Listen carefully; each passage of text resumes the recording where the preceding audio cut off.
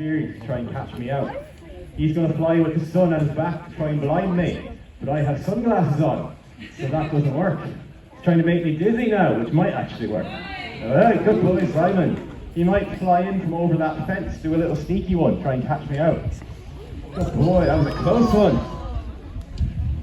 He's not giving me a chance to breathe. He's much better at this than I am. He's perfectly evolved to do this. He's got special black lines coming down from his eyes that direct the glare away from his eyes. They're just like my sunglasses. He's got a special set of eyelids he can close over his eyes that he can still see through, so he can fly, and they're like goggles. They don't, so all the air doesn't dry out his eyes. He's doing a great job. We'll do another few passes and let him have it. It's called a trade-off, and this is actually where the term trade-off came from. I trade him to come off what he's got. Does that make sense? Yeah, a lot of modern terms we use today actually come from falcons. Bar now, Jess is super sweet. I just like to work people up beforehand. I know Jess. She's good. So Jess is a barn owl, but even better, Jess is an Irish barn owl. So we have birds like Jess just here, just in the wild, which is absolutely fantastic. Oh, I'm sorry, Jess, there you go. Oh, no. No. So the reason I can tell Jess is an Irish barn owl, because these markings on his back are unique, right? Barn owl. Very, very cool birds.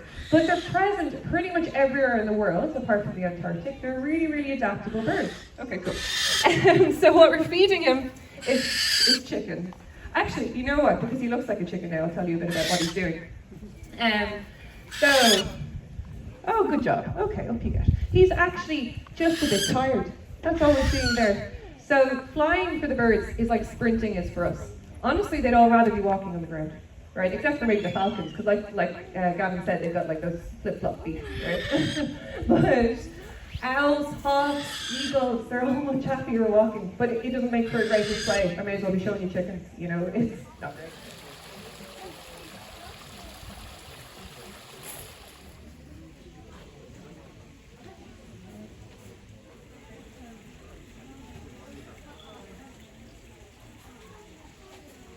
Extraordinarily successful, which is absolutely brilliant. So now they're not even that unusual to see along the east coast. So everywhere from Dundalk down to, or Louth down to like Wexford. So fabulous bird. How long has the introduction programme been going for?